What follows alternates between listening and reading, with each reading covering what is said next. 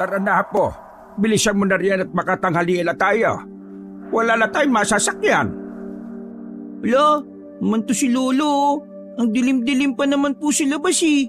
Tingnan niyo po, wala pa po yung araw. Anong ang dilim ka riyan? Nakita mong mag-aalas 5 na ng umaga. Ay sige na, at bilisan mo na riyan. Sige po, Lo.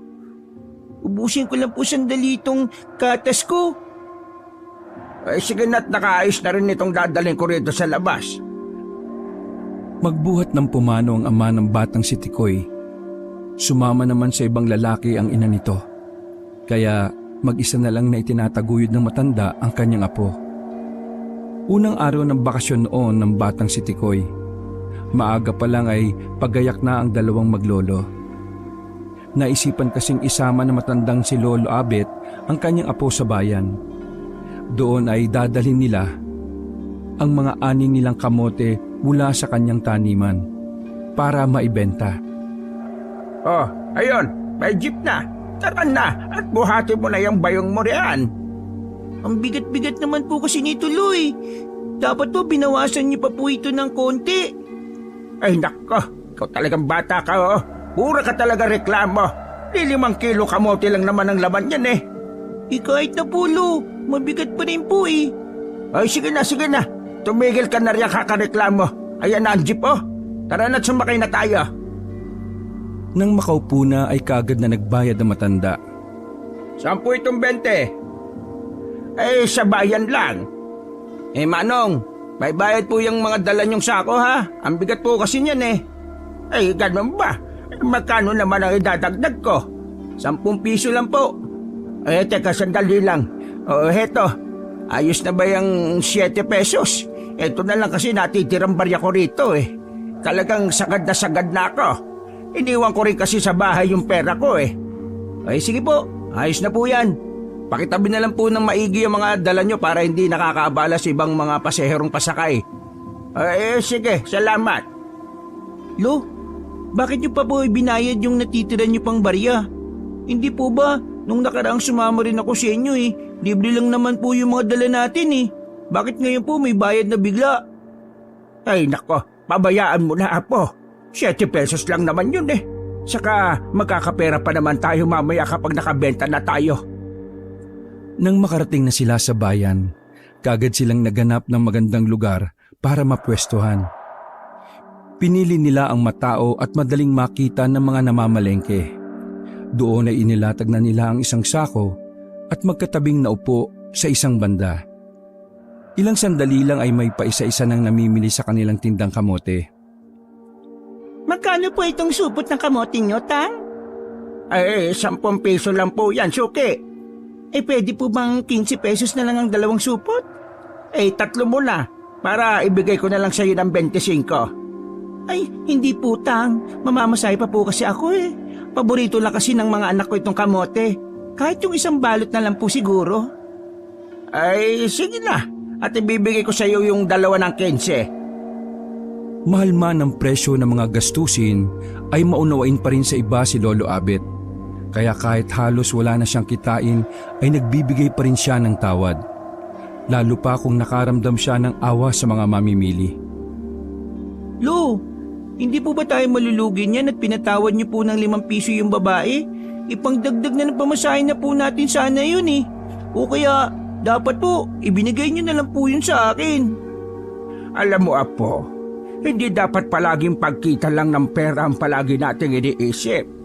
Kahit na nagtitinda lang tayo ng kamote, nakakatulong pa rin tayo sa mga katulad natin na may hirap. Hindi tayo nanlalamang at nagbibigay tayo ng tawad sa kanila. Saka, paano tayo malulugi? Libre lang naman yan natin kinukuha yan sa taniman natin, hindi ba? Saka, hindi naman tayo nagigipit. Kung sa bagay po, Lo. Ayan po, Lo. Mukhang may bibili po ulit sa atin. Atay, magkano po yung isang supot nyo ng kamote? 10 piso po yan, Manong. Wala na pong tawad yan. Sige po, pumili na po kayo. Sige. Kukunin ko nitong isang supot. Ayan po, salamat. Ito po yung sukli. Natawa na lamang ang matanda sa ginawa ng kanyang apo. Sabay napawika. Ay, naku Apo. Alatang ayaw mo talaga magpatawad, ano? Hindi po. Mukha kasing may pera naman yung lalaki kanina eh. Kaya ayos lang po yun, Lo. Sandali lang pala, Apo. Kanina pa ako ehing-ehe eh. Pupunta muna ako sandali sa kubeta, ha? Sige po, Lo. Ako na po munang bahala rito. Ay, sige. Ayusin mo yung pagsusukli mo, ha? Opo, Lo. Kaya ko na po ito. Naglakad na nga patungo sa kubeta matanda. Samantalang naiwan naman mag-isang nagbebenta ang batang si Tikoy. Sa kabila noon ay may isang matandang babae ang lumapit sa bata. Iha! Po? Bibili po kayo ng kamote? Oo. Bigyan mo nga ako ng 2 supot. Ay, sige po. 10 piso lang po ang isang supot. Pili na po kayo. Ayos na siguro ito. Heto ang 20 oh. Ay, salamat po Lola. Sandali lang. Ikaw lang bang mag-isa ang nagtitinda rito? Nasaan ang kasama mo? Hindi po. May kasama po ko si Lolo. Nasa kubeto lang po. Ay, ganun ba? Bakit po? Suki niyo po ba si Lolo? Ay, oo. Kasi minsan lang ako napapadaan dito sa inyo. Sa katunayan matagal na akong kilala ng lolo mo. Ay, ito po. Yan na po pala si Lolo. Pagkalingon muli ni Tikoy sa ali ay nawala na ito. Sinubukan niya pang magpalinga-linga hanggang sa makita niya na lang na naglalakad na ito kasama ng kumpol ng mga tao. Oh, Tikoy, Apo. Sino pa yung kausap mo kanina? Yung bumili lang po ng kamote, Lo. Sabi niya po, suki niyo raw po siya. Bakit naman parang nagmamadali siyang umalis? Kunot noong tanong na matanda habang pilit pang sinusulyapan ng nasabing ali. Hindi ko rin po alam eh. Baka may nakalimutan po siya o baka nagmamadali lang po talaga. Sige na. Pabayaan mo na. Lumipas pa ang ilang sandali at sa wakas ay malapit na ring maubos ang kanilang panindang kamote. Araw kasi ng linggo noon, kaya maraming tao rin ang namimili sa palengke. Lo, 3 balot na lang po itong tinda nating kamote. Kaya nga Apo, hindi bali at madali na lang yan mabebenta. Pero Lo, pwede ba tayong bumili ng text? Yung mga cards ba na nilalaro mo, Apo? Hindi ba marami ka na nun sa bahay? Opo, Lo. Yun nga po. Pero mas marami po yung mga kalaro ko eh. Ay, Apo, hindi mo naman makakain yung mga yun eh. Pero Lo, kahit na po. Pwede ko rin naman po yung ibenta kapag naparami ko eh. Kaya sige na po, Lo. Ay, naku ka talagang bata ka, oh. O siya, sige nagbibili tayo niyan mamaya. Yay! Maraming salamat po, Lo. Oh, ayan pala. May bibili na po, Lo. Kahit papaano ay hindi pa rin matiis ni Lolo Abit ang kanyang apo. Ilang sandali lang ay tuluyan na ngang naubos ang kanilang mga bentang kamote. Bunsod noon ay kaagad na silang nagtungo sa isang tindahan para bilhin ang nasabing bagay na pinabibili ng bata. Matapos yon ay sandali muna silang naglibot sa palengke. Doon ay namili sila ng kanilang mga kakailanganin sa pang-araw-araw. Ay, tara na po. Uwi na tayo at oras na, oh. Sige po, Lo. Magkasabay nang nagtungo ang maglolo sa paradahan ng jeep. Habang naglalakad ay nasa lubong nila ang isang kumpare ni Lolo Abit. Uy, pare, pauwi na kayo. Oo, pare, ikaw. Eto, mamamalengke pa lang. Tinanghali na ako eh. Gawa ng nangyari kanina.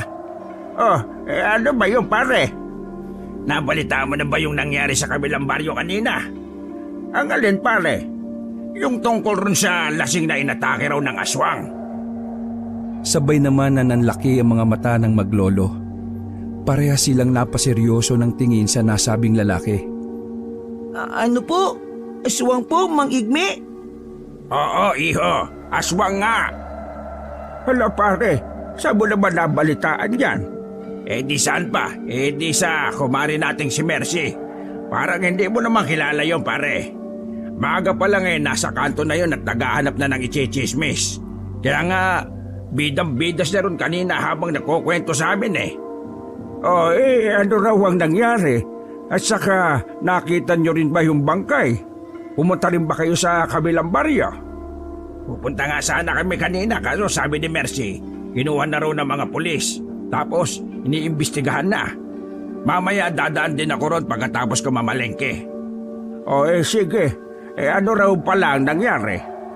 Yun na nga pare, magdamag daw nakipag-inuman yung lalaki sa iba pa niyang mga kumpare. Tapos, inumaga na rin ng uwi. Ayun na nga, natagpuan na lang nila yung bangkay ng lasing na yung kanina. Tapos, alam mo ba pare? Ano pa pare? Hanep pre, alam mo ba yung tiyan? Butas, tapos wala na yung mga laman loob. Grabe nga raw talaga yung itsura nun pare. Sobrang nakakaawa at nakakadiri raw talaga. Tapos, nagkalat pa yung dugo sa lupa. Nako, grabe naman pala yung balita na yan. Sobrang nakakatakot naman. May nakakita raw ba dun sa aswang? Wala raw pre. Kaso, base nga raw sa itsura ng bangkay, aswang daw talaga ang may gawa nun. Baka naman matindi lang ang galit sa kanya o di kaya yung mga adik. Nako, nakakatakot pa rin talaga. Pero sana naman may makakita man lang o may ideya man lang sila. Kaya nga kaya dapat simula ngayon pre, mag-ingat na tayong maigi. Habang patuloy pa sa paglalakad ng dalawa, ay tahimik lang na nakikinig ang takot na batang si Tikoy. Magtatanghaling tapat pa lang, subalit gayon na lamang ang kilabot niya dahil sa kanyang mga naririnig. Ilang sandali pa ay biglang may pumukaw sa kanyang atensyon. Napansin niya kasi ang isang aling nakatayo sa parting hindi kalayuan. Tila tinitingnan lamang siya nito at walang reaksyon ng mga mukha. Dahilan para makaramdam ng pagkailang ang bata.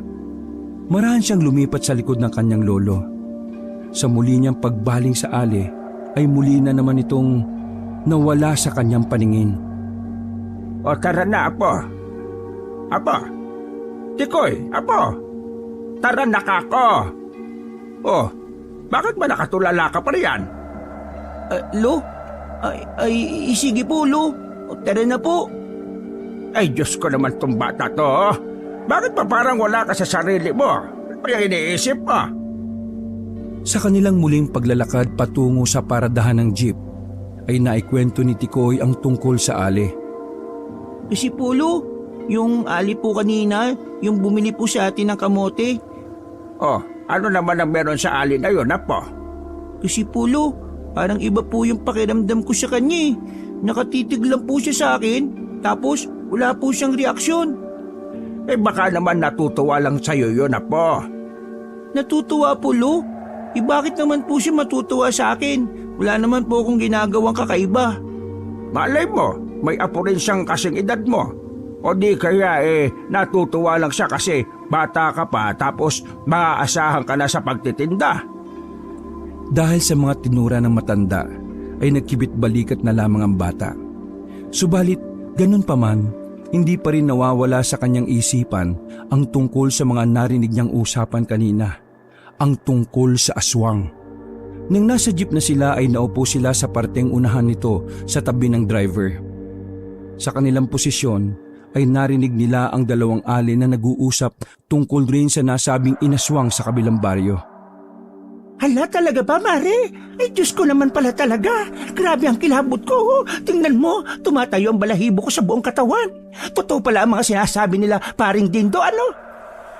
Ano pa nga ba? Kung ikaw ang tatanungin, Mare, kung ordinaryo kang tao, anong gagawin mo sa ibabaw ng bubungan ng 10 oras ng gabi? Di ba? Tapos, nang makita raw siya ni Maring Ensing, bigla raw tumalo ng sobrang taas. Magdududa ka pa ba nun?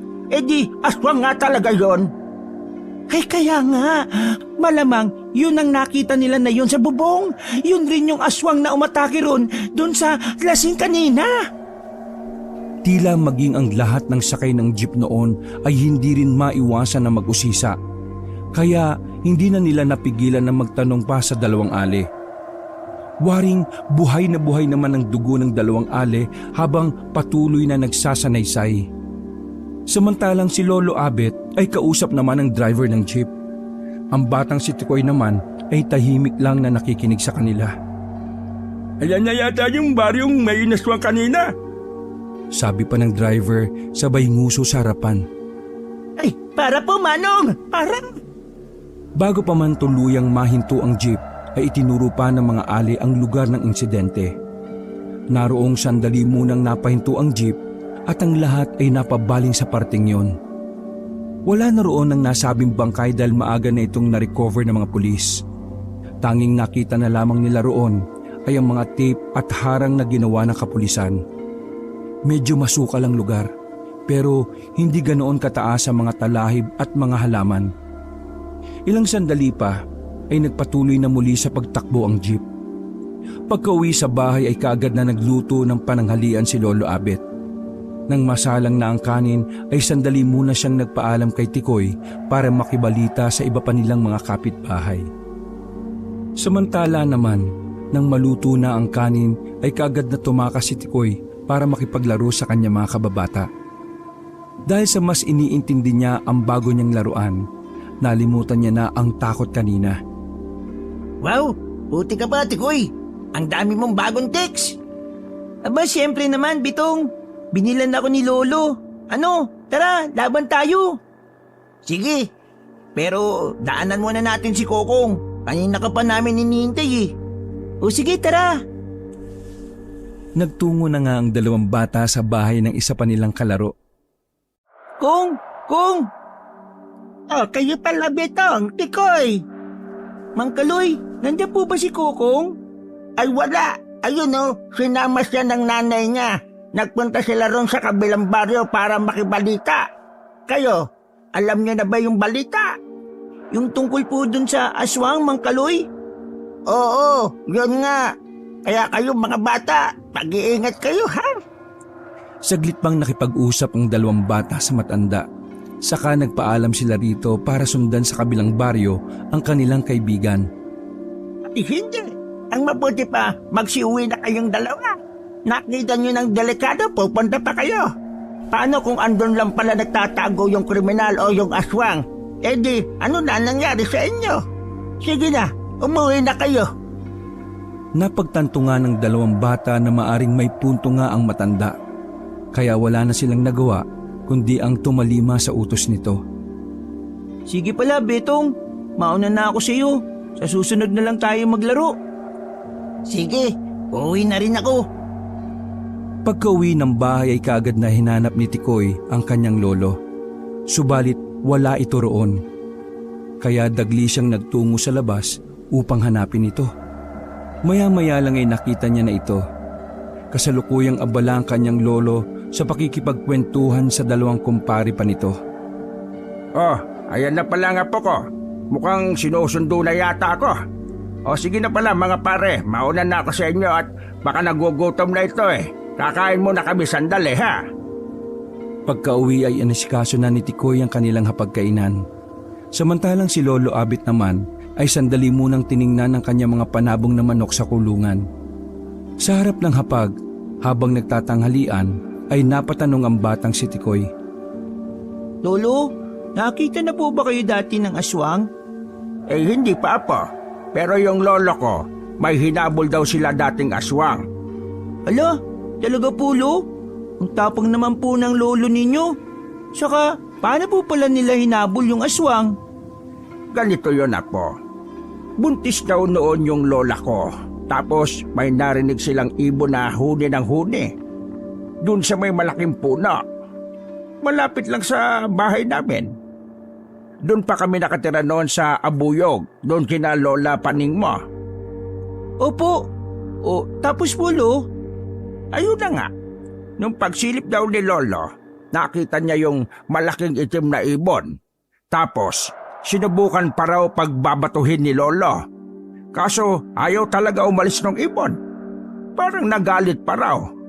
Kaya, parang umaamba pa raw na aatake. Inatake pa nga raw si Lola eh. Buti at nasalag niya sa kamay niya.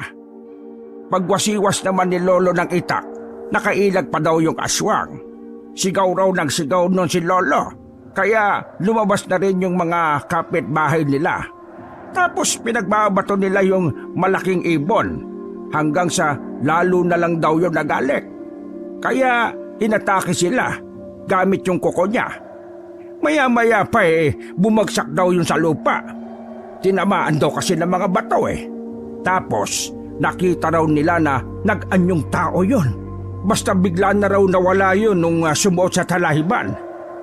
Hindi po nila napatay yung aswang, Lo? Hindi nila napatay. Ewan ko, hindi rin nila alam kung namatay ba yun Basta, hindi na raw nila hinabol. Kasi nga, mga takot rin sila. Saka, sobrang delikado. Pero matapos daw nun, hindi na nila naramdaman pa yung aswang. Lamang na napuruhan na yon.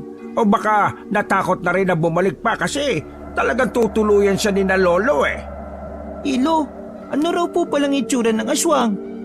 Basta, nakakatakot daw. Parang umiilaw pa raw yung mata Tapos kulubot yung mukha. Kulay brown raw yung balat na sobrang malangis daw. Saka matatalos daw yung mga pangil. Naku, nakakatakot naman po pala yun, Lo. Totoo po pala yung mga aswang na yan? Ay aba, siyempre naman. Kaya nga ikaw, Apo, iwasan mo na ang labas ng labas. Mamaya gumagala-gala ka pa riyan Talagang ibibigay pa kita dyan sa aswang. Naku, sobra naman po kayo, Lo. Hindi na nga po ako lalabas. Habang kumakain ay panay lamang sa pagkukwento ng kanyang lolo tungkol sa nasabing inaswang na lalaki.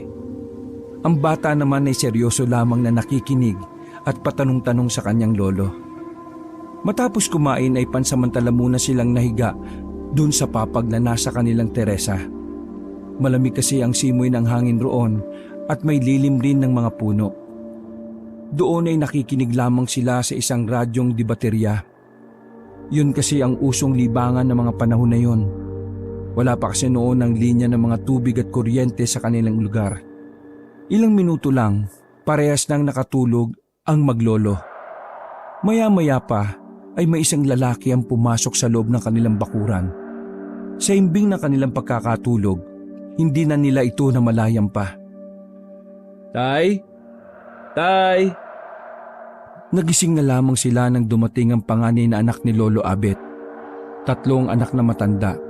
Ang bunso ay ang pumanaw na ama ng batang si Tikoy. Ang ikalawa naman ay ang tiyahin ng bata na may sarili na ring pamilya. Oh, Albert, ikaw pala anak, napadaan ka. Kayo po pala, Tio Albert. O Tikoy, isaalang mo muna itong dala kong saging na sabaw para may pangmerienda kayo ni tatay. Wow, saging! Sige po, Tiyong. Sandali lang po, ha? O tay, gusto ko lang po sana kayong kumustahin ni Tikoy. Saka, nabalitaan nyo naman na po siguro yung tungkol sa inaswang kanina, no? Oo. Kaya kayo ron sa inyo, mag-iingat kayong maigi, ha? Tapos siguraduhin nyong nakasaradong maayos sa mga pinto't bintana. Buntis pa naman ulit siyang misis mo. Dumaan ako ron sa inyo kanina kaso nasa trabaho ka pa raw. Kaya nga po tay, kakauwi lang rin po. Hindi nga rin po ako makagawa ng maayos kanina sa trabaho Gawa ng nadaanan ko nga rin yung inaswang sa kabilang baryo. Sobrang nakakaawat, nakakadiri talaga yung bangkay Aba talaga, nakita mo rin pala yun. Abay syempre naman po tay. Di ba nagpunta rin kayo sa palengke kanina? Di nyo rin ba nadaanan? Hindi nga Masyado pa kasing maaga nung umalis kami. Bandang 7:00 na yata bago pa nila natuklasan yon. Tapos mag-aalas 11 na rin nung makauwi kami. Siya, ano nga pala'y nakita mo ron kanina? Anong lagay ng biktima? Ay nako, grabe tay. Sobrang nakakakilabot talaga. Halos magkandasuka nga ako kanina nung makita ko yung bangkay Ano naman nagsabi ng mga tanod? Ng mga pulis? Yun nga raw po tay. Sabi nila, naglasing daw po sila. Tapos inumaga na. Papasok nga raw sana sa trabaho yung babae nakakita sa inaswang Tapos nung nakita niya yung bangkay, nagsisigaw at nagtatatakbo na lang daw siya bigla. Kaya pinuntahan ng mga tao yung bangkay. Buti na lang, nung napadaan yung jeep na sinasakyan ko kanina, huminto kami ron saglit. Tapos lahat kami nagsibabaan. Hanggang sa sumingit na rin sa kanilang usapan ang batang si Tikoy. Ilang sandali pa'y nagpaalam na rin ang anak ni Lolo Abet. Ngunit bago ito umalis ay mahigpit pa itong nagpaalala sa maglolo. Oh, Tay, Tikoy, mag-iingat kayong maigi rito ha. Basta yung mga pinto at bintana i-check nyo lagi, dapat nakasara. Gumamit na po muna kayo ng arenola mamayang gabi para hindi na kayo lalabas pa. Tapos kapag may tumatawag sa labas, wag na wag niyong papansinin. Saka yung itak po tay ha, dapat palagi yung sa tabi nyo. Palagi nyo rin po palang titingnan yung bote ng lana para maramdaman nyo kung malapit na yung aswang. Kapag nakita nyo pong panay ang kulo, wag na kayong magdalawang isip pa ha. Humingi na kaagad kayo ng tulong sa mga kapitbahay. O sige na po, at mauna na po ako sa inyo. O sige Tikoy ha, ikaw nang bahala rito kay tatay ha. Yung mga sinabi ko. Sige po, Tiyong. Mag-ingat rin po kayo. Kami na pong bahala rito ni Lolo. Ay sige na anak, mag-ingat kayo ron, maigi. Saka yung asawa mo ha, sinasabi ko sa'yo, buntis pa naman yon. Ay sige na, baka abutan ka pa ng dilim. Mag-aalas 5 na rin ng hapon nang makauwi ang anak ni Lolo Abet. Samantala naman ay naghapunan na rin ang maglolo.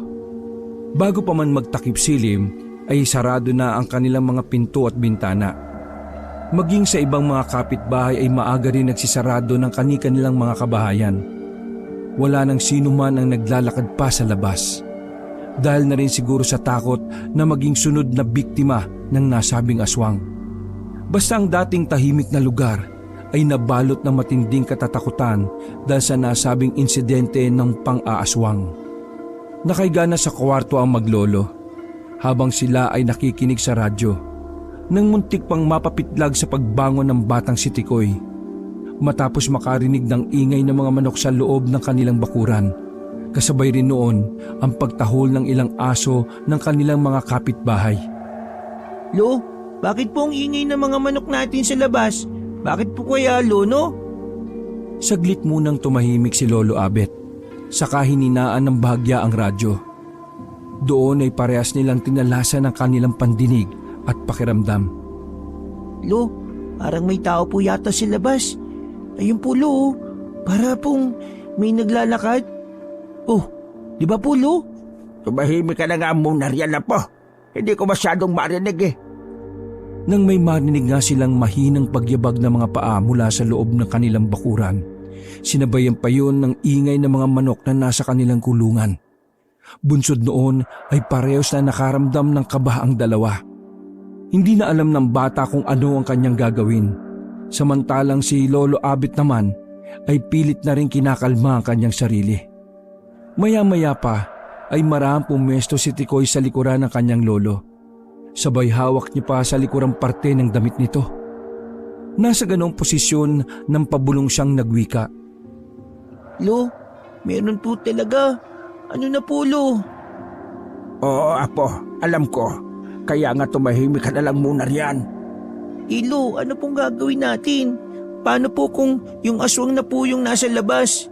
Lo, paano na po tayo? Sinabing tumahimik ka na muna eh. Mas lalo tayo mapapahamak sa kaingayan mong yan eh. Basta, huwag kang matakot. Hanggat nandito ako, hindi ka mapapahamak. Kaya kumalma ka lang muna riyan. Mabuti na lang at naalala ni Lolo Abet ang tungkol sa bote ng langis ng lana na noon ay kasalukuyang nakapatong sa ibabaw ng kanilang altar. Isandali lang apo. Tumayo ka lang muna rito. May kukunin lang ako. Bakit po, Lo? Saan po kayo pupunta? Huwag niyo po kong iwan dito, Lo. Natatakot po ako. Kukunin ko lang yung bote ng lana sa altar. Ako na lang ang maglalakad at baka tumunog pa ang sahig natin kapag sumunod ka. Napatingin muna si Tikoy sa altar. Nasa tabi ito ng kanilang pinto at mga ilang hakbang lang rin naman mula sa kanilang kinatatayuan. Waring sinusuri niya muna ang kalagayan sa loob ng kanilang silid hanggang sa basta napatango na lamang ito sa kanyang lolo. Unang hakbang pa lang ni Lolo Abet, napakunot noo at napapikit mata na lamang silang dalawa. Paano kasi kaagad itong nakagawa ng isang mahinang paglangit-ngit sa kanilang kahoy na sahig? May kalumaan na rin kasi ang kanilang yari sa kahoy na bahay. Daan-daan lang po kayo, Lo. Baka marinig po nila tayo. Mahinang bulong pa ng bata na tinanguan na lang na matanda. Kaya nagpatuloy na nga sa marahang paghakbang ang matanda. Sa kanyang bawat paghakbang ay tila rin pagtindi ng takot na kanilang nadarama. Si Tikoy naman noon ay nililitan ang pagkakasara ng talukap ng kanyang mga mata, habang bahagyang tinatakpan pa ng kanyang mga kamay ang kanyang mga mata. Sa wakas ay tuluyan nang narating ni Lolo Abet ang nasabing altar. Kaya roon ay mabilis niyang dinampot ang bote ng lana. Mas inilapit niya pa ito sa kanyang mga mata para lubos na mas makita. Gayon na lamang ang kanyang pagbuntong hininga, matapos matantong kalmado lamang ang likidong laman nito. Sa makatuwid ay wala itong tugon sa kung anumang nilalang ang nasa labas. Kaya sigurado na kaagad siyang hindi isang aswang o masamang elemento ang naroon. Kung hindi siya nagkakamali sa kanyang hinuha ay isa lamang itong tao. Bunsod noon ay naglakas loob ng lumapit sa bintana si Lolo Abet. Si Tikoy naman ay nagtataka na lamang sa mga ikinikilos ng kanyang lolo. Wala itong magawa kung hindi ang batuhan na lamang siya ng tingin at patuloy na makiramdam. Hanggang sa walang ano-ano at buong loob na dumungaw sa maliit na siwang ng bintana si Lolo Abet. Napakunot na lamang ang kanyang noo nang makita roon ng tatlong lalaki. Tila palihim nilang ninanakaw ang kanyang mga alagang manok na panabong mula sa kulungan ng mga ito. Isa rin kasi sa mga sikat na sabongero itong si Lolo Abet. Kaya siguradong mabebenta nila ang mga yon sa magandang halaga. Walang iya. Talaga itong mga mapagsamantalang ito, oh. Talagang sinasamantala pa ang takot ng mga tao para makapaghasik ng mga kalokohan. Yung mga panabong ko pa ang pinunteriya. Abat ang laki ng mga katawan hindi na lang magbanat ng buto. Napili pa talaga rito sa amin na magnakaw. Mabiktima sana kayo ng aswang dyan, mga demonyo kayo. Dahil sa madilim na oras na yon, ay hindi na nagawa pang mamukhaan pa ni Lolo Abet ang nasabi mga magnanakaw. Hindi pa rin niya sinubukan pang sumigaw dahil sa isip na baka mas lalo lamang silang mapahamak. Basta inihanda na lamang niya ang kanyang sarili habang hawak ng maigpit ang itak. Para kung sakaling mangpwersahan silang pasukin ng mga ito, magagawa niyang protektahan ang kanyang apo at ang kanyang sarili. Matapos makontento ang mga magnanakaw, ay dali-dali na silang lumisan dala ang ilang manok na inilagay na sa kanilang dalang sako. Hindi ito nag-ingay sa dahilang baka may kung anong pangpakalma silang ginamit sa mga ito. Naiwan namang walang imik ang matandang si Lolo Abet. Lolo? Lolo? Pabulong na tawag pa ng bata sa kanyang lolo. Bagay na hindi naman ito tinutugunan. Kaya marahan pang lumapit ang bata sa kanya. Saka muling nagtanong na may halong takot at pag-aalala. Lolo, ano po nakita nyo? Aswang po ba yun, Lo? Hindi, apo. Mga kawatan lang sila. Ninakaw nila yung mga manok ko. Ala, ninakaw po nila, Lo. Paano na po yan, Lo? Wala ka na pong panabong. Ayos lang yan, apo. Ang importante ay ligtas tayo. Diyos na ang bahalang gumatli sa mga kawatan na yon. Nangihinayang man ang matanda dahil sa talagang pinagkakagasusan niya pa ang mga manok na ninakaw. Pero pinilit niya na lamang na ipagpasa Diyos ang lahat. Para sa kanya ay mas mahalaga pa rin ang kanilang buhay kumpara sa kanyang mga nawalang alaga. Hindi na rin nakatulog pa ang matanda sa buong magdamag. Samantala ang batang si Tikoy naman ay nagawa pa rin makatulog sa kabila ng mga kaganapan. Pagsapit ng umaga ay mabilis na kumalat ang balita sa kanilang buong lugar. Naroong nagpunta rin sa kanilang bahay ang mga tanod at mga kapitbahay para magsiyasat at makibalita sa mga naging kaganapan. Dami na talaga yung mga magnanakaw na yan. Mga walang takot. Mga wala talagang awa. Kaya nga pare, sana mahuli rin yung mga kawatan na yan. Sayang tuloy yung mga panabong ni Mang Abet. Ang gaganda pa naman nun. Saka, sobrang alaga niya talaga yung mga yun Ay nako, dapat dyan sa mga magnanakaw na yan, pinuputulan ng mga kamay tapos ipinapakain sa mga aswang. Ay oo nga, dapat dyan sa mga yan sunugin ng buhay. Hoy, Kapag ako nakahuli sa mga yan, talagang tatatarin ko sila ng pinong-pino. Hanggang sa natuklasan nilang hindi lamang pala si Lolo Abit ang ninakawan ng gabing yon. Kung hindi, may iba pa sa kanilang mga kabaryo. Sa awa ng Diyos ay puro mga bagay na nasa labas lamang ng bahay ang kanilang pinunteriya. Ang isa pa ay wala rin namang nasaktan kahit na paano. Talagang mga walang takot. Sinabayan pa yung takot na dulot ng aswang. Palibhasa alam nilang takot rin yung mga tao eh. Kaya alam siguro nilang wala ring lalabas para kaagad na rumisponde. May oras rin ng mga hudas na yan. Sana nga lang talaga matsyempuan sila ng aswang. Ay, talagang mas lalo pa ako magpapasalamat kapag nagkaganon. Matapos ang nasabing mga kaganapan ay hindi pa roon natapos ang lahat. Nasundan pa ito ng ilan pang mga nakawan sa kanilang lugar. Dumating na lang ang isang araw na hindi lamang ang mga nakawan ang naging laman ng balita.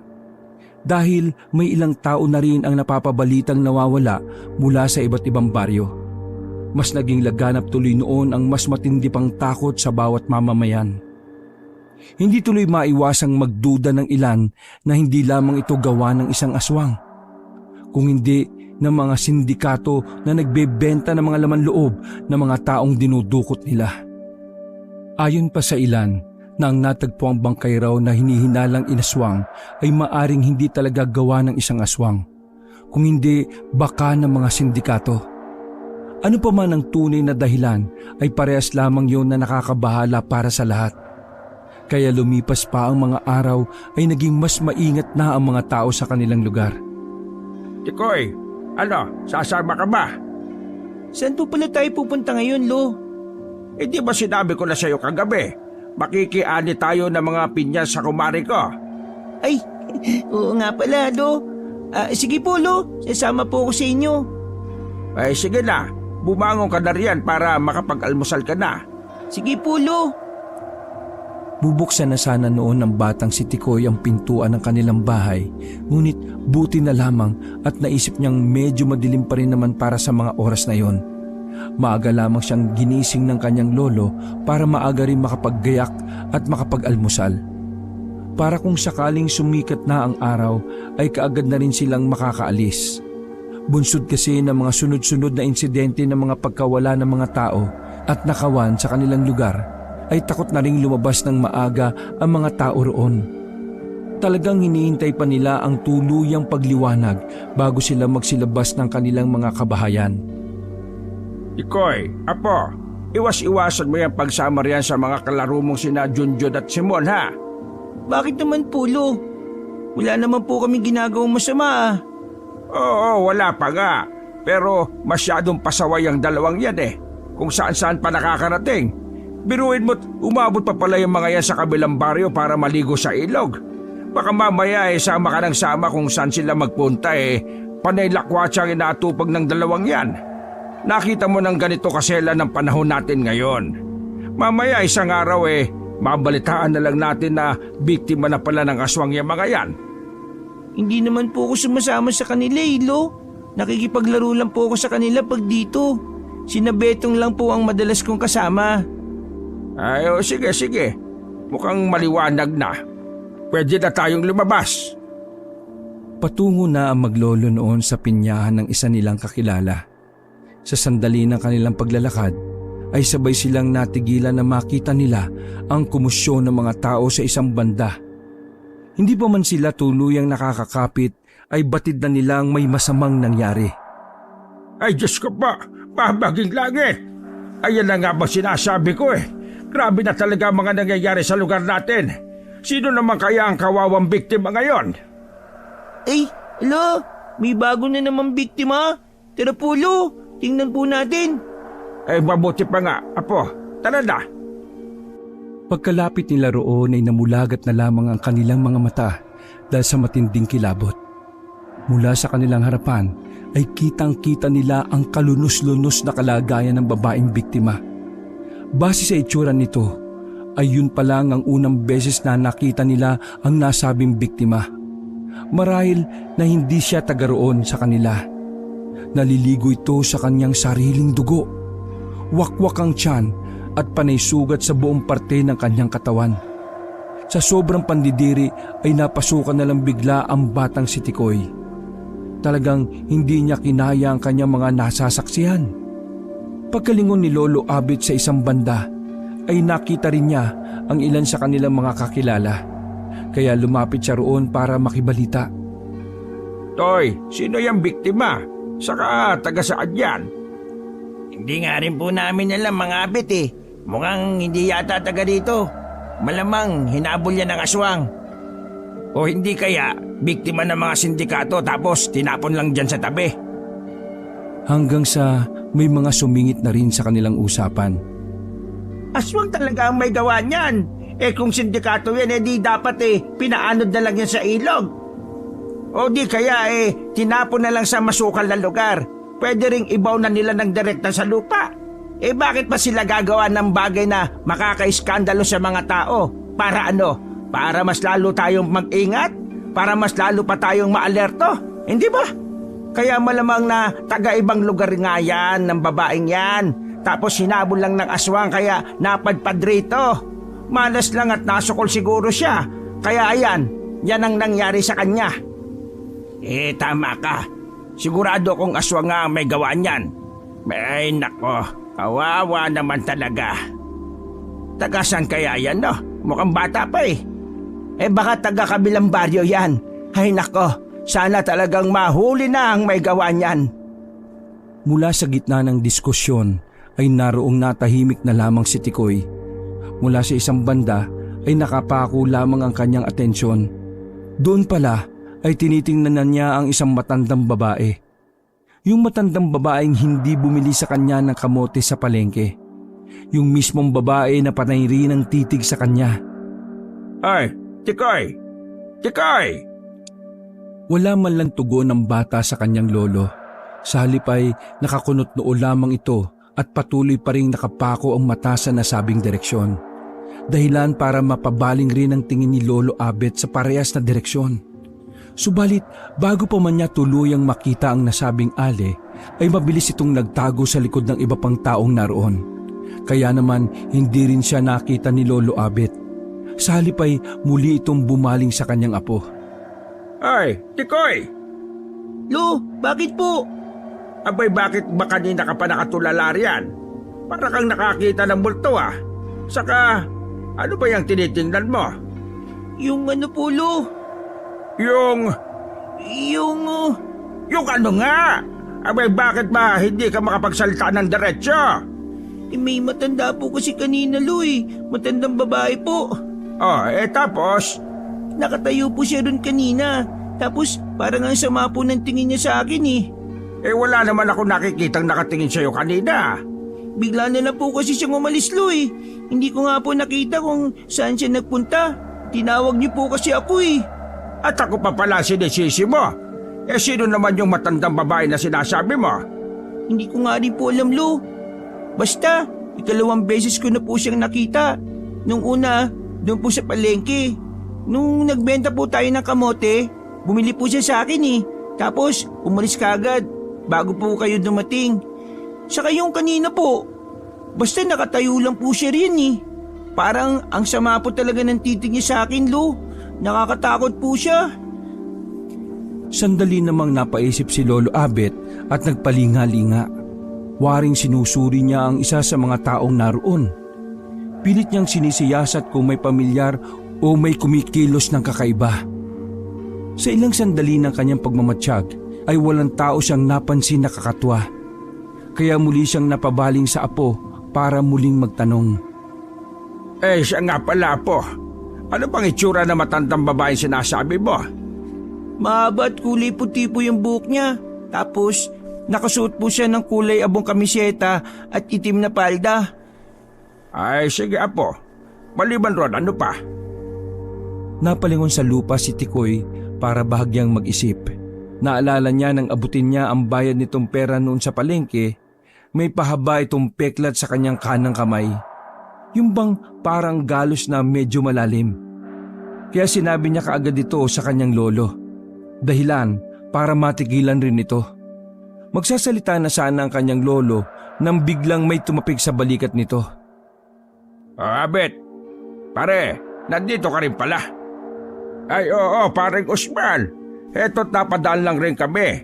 Makikisaka sana kami ng pinya kina Maring Dolores eh. Nakita naman namin itong mga taong nagkakagulo rito. Grabe nun, no? Sobrang nakakaawa ang sinapit niya. Kaya nga, sana mahuli na mga may gawa niyan eh. Pero, pare, alam niyo ba na may hinala na kung sino yung aswang na may gawa? Aba, talaga pare, sino naman daw yan? Saka paano nila nalaman? Nagpalinga-linga munang lalaki sa buong paligid bago muling pabulong na nagwika. Balita ko taga riyan sa Barrio San Diego. Totoo ba pare? Oo, may nakakita sa mismong aswang. Diyan sa baryong yan pumasok nung sinundan ng kumpare ko. Pabuti na nga lang daw hindi siya nakita. Magkasama pa nga kami nun Siya lang ang nakakita sa aming tatlo. Kaya nga parang Usman. Pero sigurado raw ba siyang aswang yung nakita niya? Baka naman napagkamalan lang siya. Saka pare, ano nga palang ginagawa niyo sa labas ng alanganing oras ng gabi ha? Hindi ba laganap ang krimen dito sa buong lugar natin? Hindi kagad nakaimik ang kumpare ni Lolo Abet. Waring nag-iisip muna ito sa idadahilan niya. Bunsod noon ay nagsimula na ring mapaisip si Lolo Albert. Medyo nagdududa na rin kasi siya sa kanyang kausap. Hanggang sa bigla na lang nagsalita ang lalaki. Ay oo nga no, ano kasi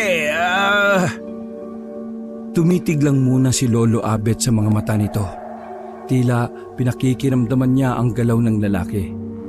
Para matyak kung totoo nga ang sinasabi nito.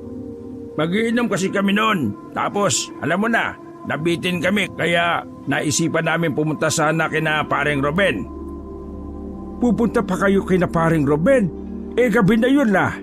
Oo, kasi nga, nagyayayaan na rin siya sa amin ng maaga pa. Kaya tiningnan namin na lalabas siya kapag pinuntahan namin siya. Oo di nakainom kayo nang pinuntahan niyo siya.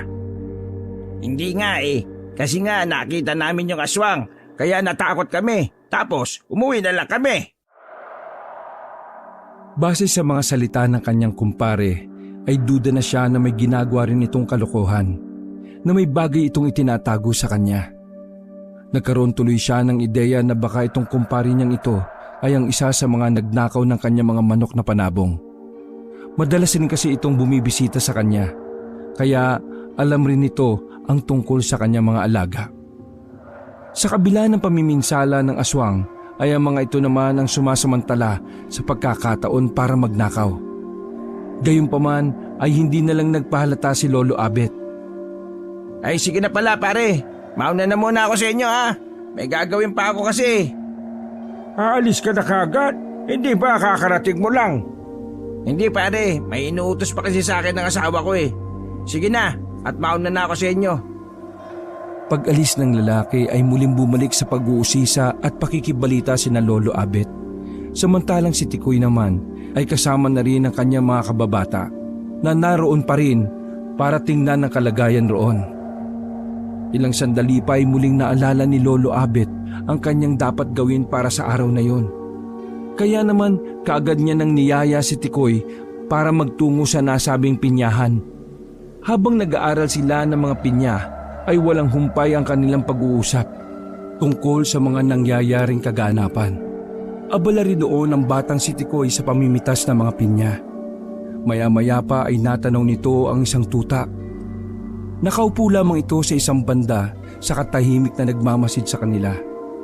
Kagad namang napatigil sa ginagawa ang bata. Doon ay nilapitan ng nasabing tuta. Hala, ang cute-cute mo naman. Anong pangalan mo, tuta? Bigla namang napatahol ang nasabing tuta. Tila napatugon nito sa kanya. Sabay nagsimula ng kumawag ang buntot nito at nagpaikot-ikot sa kanya. Talagang halatang halata ang matinding kasiyahan nito habang hinihimas-himas ito ni Tikoy. Ang cute mo talaga. Gusto mo ba ampunin na lang kita? Iuwi na lang kita dun sa amin. Gusto mo? Waring mas lalo pang natuwa ang tuta dahil sa kanyang mga sinabi. Hanggang sa nagwika ang kumari ni Lolo Abet na may-ari ng nasabing tuta.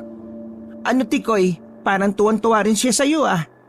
Kaya nga po Aling Dolores mukhang natutuwa po talaga siya. Ano po ang pangalan niya? Joshua. Joshua ang pangalan niya. Napulot rin namin yan kung saan-saan. Joshua? Ang cute naman po ng pangalan niya. Bagay na bagay po sa kanya. Gusto mo ba sa iyo na lang yan? Total marami naman kaming aso rito. Wow! Talaga po Aling Dolores? Ibibigay niyo po sa akin itong si Joshua? Oo naman no. Basta ba aalagaan mo siyang mabuti? Sige po, aampunin ko na po siya. Ako na po mag-aalaga sa kanya. Maraming salamat po talaga Aling Dolores. Sabay yakap na ni Tikoy sa tuta na siya namang tuwang-tuwa na rin sa kanya. Sakto yan. Ilang buwan na rin kasing namatay yung aso naming si Pulgas dahil sa katandaan. Ayaw ko na sanang mag-alaga dahil ang lungkot pala kapag namamatayan ka ng alagang aso. Lalo kapag mahal na mahal mo. Sobra talagang ang iniyakan yun ni Tikoy nung mamatay talaga? Ayan pala Joshua, may bago na mag-aalaga at magmamahal sa'yo. Basta, wag mo siyang pababayaan Tikoy ha? Opo, maraming salamat po ulit Aling Dolores. Nang hapon ng araw na yon ay masayang umuwi ang maglolo. Abang dala rin nila ang bago nilang alagang si Joshua. Bago pa man sila tuluyang makarating sa bahay, ay dumaan muna sila sa tindahan para bumili ng kanilang mga kakailanganin. Matapos makabili, ay muli na silang nagpatuloy sa kanilang paglalakad. Ilang hakbang pa lamang sila, ay bigla na lamang tumahol ng tumahol ang asong si Joshua. Hindi mawari ng maglolo kung galit nga ba ito o parang may gusto lang sabihin. Bakit Joshua? May problema ba? Sabay na napabaling ang maglolo sa kung saang direksyon tumatahol ang tuta. Gayon na lamang ang kanilang pagtataka dahil wala naman silang napansing kakaiba. Napakunot noo ang matanda sa kasinubukan pang magpalinga-linga. Bakit ka tumatahol Joshua? Natatakot ka ba? Hindi po Lu, baka may nakita lang po siyang aso kanina. Siya, umuwi na tayo. Pagkarating nila sa bahay ay kaagad nang nagluto ng sinaing at ulam si Lolo Abet. Samantala, ang dalawang sina Tikoy at Joshua naman ay naglalaro lamang sa loob ng sala. O Joshua, huwag kang dudumi rito sa loob Papagalitan tayo ni Lolo. Napatahol naman ang aso na waring natugon sa kanya. Napatayo na lamang si Tikoy nang biglang tumakbo palabas ang kanyang alaga. Dahil doon, ay natataranta na rin siyang tumakbo para sundan ito. 5:00 pa lang naman ng hapon noon, kaya nagagawa pang makalabas ng bata. Pagkarating doon, sinundan niya ng tingin si Joshua. Umaamoy-amoy ito sa kung saan-saan at saka umihi. Maya-maya pa, ay dumumi na rin ito sa isang banda. Hala, ang talinong aso. Parang naintindihan mo talaga ako dun sa mga sinabi ko Maya-maya pa ay bumalik na kay Tikoy ang aso para makipaglaro. Ilang minuto lang ay tumawag na ang kanyang lolo para magapunan. Tikoy, tara na, kakain na tayo. Tigilan mo na muna yung pakikipaglaro mo riyan kay Joshua. Sige po Lu, nariyan na po. Pagkapasok sa loob ay kaagad na naghugas ng kamay si Tikoy. Lu, pwede na po bang sumabay sa pagkain natin si Joshua? Wag po. Masasada yan. Sa susunod, hindi yan titigil sa kakatahol kapag kumakain tayo. Saka, titirhan naman natin siya Ay, ganun po ba yun? O sige po Lu. Sa pagkain ng maglolo ay tahimik lamang na nanunood sa kanila ang tuta. Waring naghihintay lamang ito ng kanyang pagkain. Pagkatapos kumain ay pinakain na rin nila ito. Bago pa muling sumapit ang dilim, ay nagsara na rin ng pinto at bintana ang maglolo. Doon ay umwesto na sila sa kwarto habang nakikinig ng radyo. Ang aso namang si Joshua ay nasa tabi lamang ng higaan ni Tikoy habang nakahiga. Lolo, may kaya po bang pumatay sa mga aswang? Abayo naman po. Hindi naman sila mga immortal Nasusugatan rin sila. Gamit po ng ng itak po ba? Pwede rin naman ang itak. Kaso hindi yung basta-basta tatalab sa mga aswang. Bakit po, Lo? Makapal po ba yung balat nila? Hindi naman, pero parang ganun na rin. Kasi nga may mga ginagamit silang langis at dasal sa kanilang mga sarili. Kaya nagagawa nilang depensa ng anumang uri ng atake. Lo, paano po ba naman susugatan ng mga aswang? Depende rin na po. Sabi kasi ng lolo ko, mabisa raw na pampatay sa mga aswang yung mga yari sa pila ko tanso na itak. Pwede rin naman daw yung mga ordinaryong itak, basta itatarak daw muna sa lupa bago gamitin sa kanila. Yung iba naman daw, may mga dasal na pangontra talaga sa mga aswang. Paano po kayo, Lo? Kaya niyo po bang labanan yung mga aswang? Abay, hindi ko rin alam po. Hindi pa naman ako nakakaharap ng isa sa kanila eh. Pero Lo, takot din po ba kayo sa mga aswang? Sino naman ang hindi matatakot sa kanila? Talagang kakainin kanila ng buhay eh. Nakakatakot pala talaga sila, Lolo. Sana mawala na po sila. Sana maubos na po yung mga aswang na yun. Sige na po. Nagsisimula na yung pinakikinggan natin sa radyo. Makinig na muna tayo ha. Sige po, Lo. Sabay baling ng bata sa kanyang tuta. Hinimas niya ito sa kaniyakap. Ikaw, Joshua, takot ka rin ba sa mga aswang? Muling tumahol ang aso sa kanya at muling ibinaba ang ulo sa higaan. Ang talino mo talaga. Sabay yakap muli rito ng bata. Ilang sandali pa'y pinatay na rin ni Lolo Abet ang ilaw ng lampara. Samantalang si Tikoy at Joshua noon ay mahimbing na ring natutulog. Bago tuluyang matulog ang matanda, ay nagdasal muna ito. Hiniling niyang sana'y gabayan sila ng may kapal. Bandang 11:00 ng gabi nang magising ang maglolo dahil sa matinding pagtahol ng kanilang aso. Waring may gusto itong sabihin sa kanila at walang humpay sa kanyang ginagawa. Parehas pang napakunot noo ang maglolo. Pilit nilang pinakikiramdaman kung may ingay ba silang naririnig sa labas. Subalit laking pagtataka nila dahil patuloy lamang sa pagtahol si Joshua. Samantalang kalmante naman ang kanilang mga natitirang manok sa loob ng kanilang kulungan. Joshua! Psst! Ngunit hindi pa rin nagpapapigil ang aso. Basta patuloy lamang ito sa kanyang ginagawang pagtahol. Sinubukan namang pakalmahin ito ni Tikoy. Nilapitan niya ito at saka niyakap. Sa muling pagbaling ni Lolo Abet sa kung saang direksyon tumatahol si Joshua, ay mas lalong napakunot ang kanyang noo. Kasalukuyang nakarap kasi ito noon sa harapan ng kanilang bintana. Hindi tuloy maiwasang kilabutan ng matanda. Tama, ang lana, ang bote ng lana. Dali-daling iniangat ni Lolo Abet ang kanyang unan, kung saan natakpan nito ang bote ng lana. Sandali muna siyang nagsindi ng posporo upang tingnan kung kumukulungan ba ito. Pero ganun na lamang ang lalong pagtataka niya dahil hindi rin naman pala. Panatag lamang ang langis sa loob nito katulad nung dati. Batid na maglolo na may kakaiba talagang nararamdaman o naririnig ang aso, kaya maging sila ay inalerto na rin ng kanilang mga sarili. Takot man, pero marahang napadungaw sa mga siwang si Lolo Abet. Sa kanyang pagsisiyasat sa labas ay wala naman siyang napansing kakaiba. Lolo, may tao po ba? Tanong ng bata, ngunit hindi tumugon ang kanyang lolo. Kaya naman lakas loob na lumapit rin sa bintana si Tikoy. Sa kanyang pagdungaw roon ay napaupo na lamang siya sa matinding pagkabigla. Tila nilumot ng matinding takot ang bata. Apo, anong nangyayari sa'yo? Anong nakita mo? Lo, yung matanda. Oh, matanda? Anong matanda? Wala naman ako nakikitang matanda sa labas ha. Meron po, Lo. Nasa labas po yung matanda. Yung sa palengke po, Lo. Yung naroon rin po sa pinatay kanina. Ano? Nasaan? Nag-aalalang napalingon muli sa siwang si Lolo Abet. Subalit ganun pa rin. Wala pa rin siyang nakita.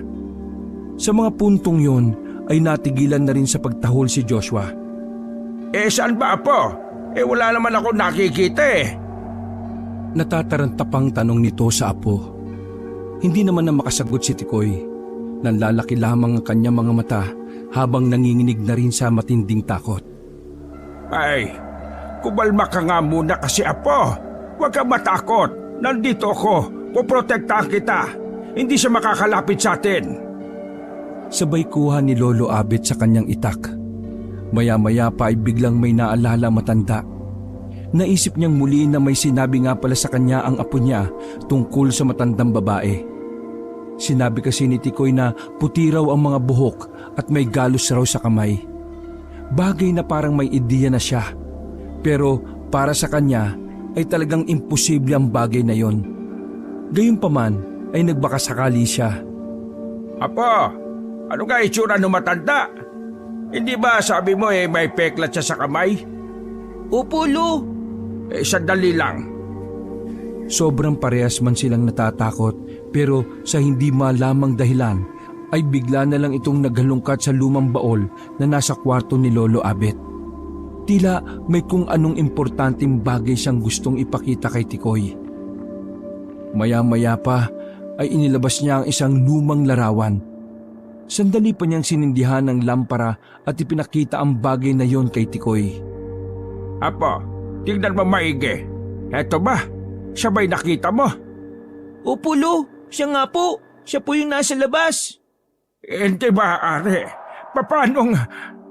Sandali pang napakunot ng noo ang bata. Po, bakit po, Lo? Hindi kaya si Lola Odessa nakita mo? Si Lola Odessa po? Oo, siya nga. Hindi po ba patay na ang lola mo? Oo, Apo. Matagal nang patay ang lola ko. Kung ganon, bakit po siya nandito? Bakit ko po siya nakikita?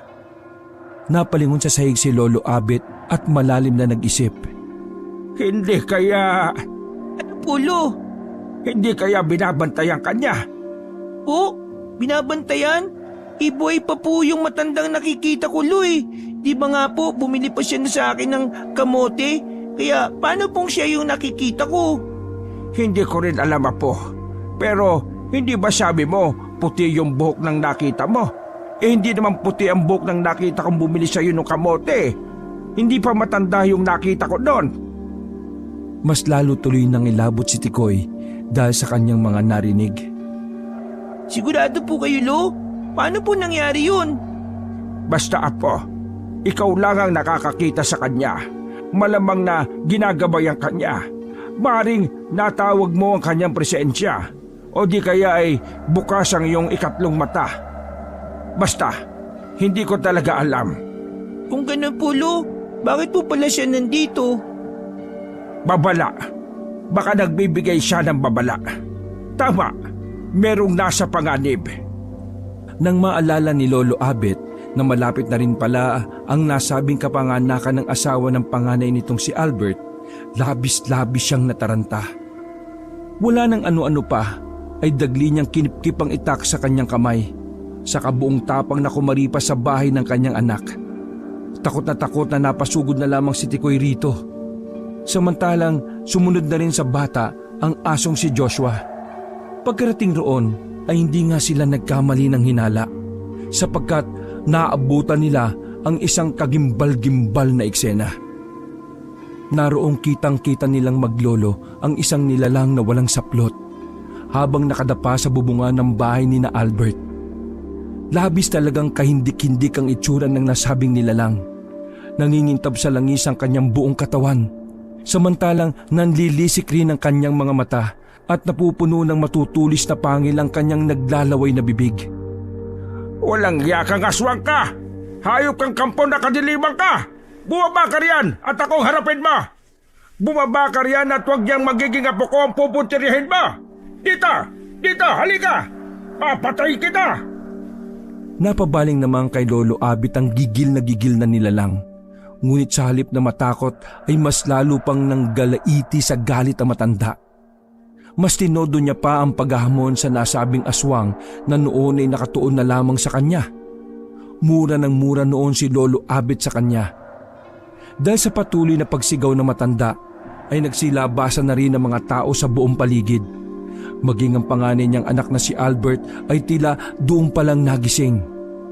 Wala pa rin pala silang kaalam-alam na naroong inaaswang na pala sila ng mga oras na yon. Isa rin kasi sa katangian ng ibang aswang ang mag-usal ng dasal na pamako at ibang dasal sa kanilang mga binibiktima para kahit anong ingay ay hindi sila magigising o basta makakagalaw. Ayun! Ayun! Ayun ang aswang! Walang iya ka! Ikaw pala ang aswang! Ito ang katapusan mo! Madali kayo mga kasama! Sugurin natin ang aswang na yan! Patayin natin ang aswang na yan! Bilisan nyo! Kumuha tayo ng bato at batuin natin! Bilis mga kasama! Baka makatakas pa siya! Nagkukumahog na dumampot ng kung ano-anong bagay ang mga taong nasa paligid. Dahil doon ay batid na rin ng aswang na alanganin na rin ang kanyang lagay. Kaya susubukan pa sana nitong tumakas, subalit paglipat nito sa kabilang parte ng bubungan ay laking gulat niya dahil wala sa paghahanda nang masapol siya ng isang malaking bato sa kanyang panga. Dahilan para sandali siyang mawalan ng ulirat. Ayun siya, Paul! Oo nga, sapol siya! Sige, huwag natin tigilan! Eto pa! Hiya! Bilis at bago pa makatakas! Sunugin natin siya ng buhay! Salot kang aswang ka, mamamatay ka na! Hindi pa rin natapos ang lahat dahil sunod-sunod na tama ng bato at kung ano-anong matatalim na bagay ang pinukol sa kanya ng mga galit na taong bayan. Hanggang sa tuluyan na itong bumagsak sa lupa. Pagkabagsak nito ay mabilis pa siyang kinuyog ng mga taong bayan. Doon ay walang awa nilang pinagtatataga at pinagbababato ang nasabing nilalang. Tila ba ang bawat isa ay buong lakas na inilabas ang lahat ng kanilang galit sa walang buhay na aswang. Maya-maya pa ay binuhusan pa ito ng gaas at saka sinilaban. Tuwang-tuwa naman ang mga tao dahil sa wakas ay napatay na nila ang aswang. Sobrang hindi sila makapaniwala na harapan nila itong nakikita. At higit pa roon ay nagawa pa nila itong patayin ng tuluyan. Maraming salamat po, Itay. Iniligtas niyo po ang mag-ina ko. Salamat po. Naiiyak na wika na lamang ng panganay na anak ni Lolo Abet. Sabay yakap nito sa kanya. Buong magdamag ay hindi na nagsitulog pa ang mga taga roon. Sa halip ay binabantayan na lamang nila ang labi ng aswang habang kanya-kanya sa kanilang mga usapan. Kinaumagahan rin ng araw ng insidente ay ligtas rin na naipanganak ang apo ni Lolo Abet. Sa parehas rin na araw nang muling magulantang ang mga tao. Sa isang banda kasi, natuklasan nila ang 2 pang bangkay ng lalaki. Abay, teka, hindi ba't? Oo, paring Abet. Sina paring Usman nga yan. Mukhang nadali rin ng aswang eh. Ano ba naman kasing ginagawa niyang dalawang yan sa labas ng gabi? Ay nako, mga pare, alam niyo ba? Ah, ano yan, paring Mercy? Ano naman niyang ichichismis mo sa amin? Ang sabi kasi ni Nadyosana, yung 2 yan raw ay nagnanakaw rito sa ating gabi-gabi. Alam niyo na, mga gumagamit rin kasi. Tapos yung isa pa raw, si paring Alex. Sayang at hindi pa naisama yun sa mga napatay ng aswang. Napatahimik na lamang si Lolo Abet dahil sa kanyang mga narinig. Una pa lang kasi ay may hinala na rin talaga siya sa mga taong iyon, na sila talaga ang mga magnanakaw na nakikisabay sa pananalakay ng aswang. Dahil na rin sa mga tinura ng tsismosang si Aling Mercy ay naging mas malinaw na nga ang lahat. Dahil sa mga kaganapan ay muli nang nanumbalik ang kapayapaan sa kanilang lugar. Buot nang mapatay nila ang nasabing aswang, ay natigil na rin ang mga sunod-sunod na pagkakamatay ng mga tao at mga hayop gabi-gabi. Samantala naman, masayang namuhay na magkasama ang 3 sina Lolo Abet, Tikoy at ang asong si Joshua. Salamat na lang talaga dahil kung hindi sa paggabay at pagbibigay babala ng ninuno ni Tikoy, malamang nabiktima na rin ng aswang ang kanyang pinsan. Hindi sana'y patuloy pa rin na sinasalanta ng aswang ang kanilang buong lugar. Oh, bakit Joshua? Taol ka na naman dyan ng taol ha? Nakikita mo na naman ba si Lola Odessa? Sabay tahol muli nito kay Tikoy. Kaya niyakap siya ng bata at saka kinikiliti-kiliti sa kanyang tagiliran. Doon ay masaya silang naglaro at naghabulan ng buong maghapon. Hindi man muling nakita pa ni Tikoy ang kanyang gabay na si Lola Odessa, batid niyang palagi pa rin silang binabantayan nito. Sa katunayan nga, ipinagkaloob pa nito sa kanya ang pinakamamahal nitong alagang aso noong nabubuhay pa siya, na walang iba kundi ang asong si Joshua. Asong mas matanda pa pala sa kanyang lolo Abet. Wakas. Tara na po.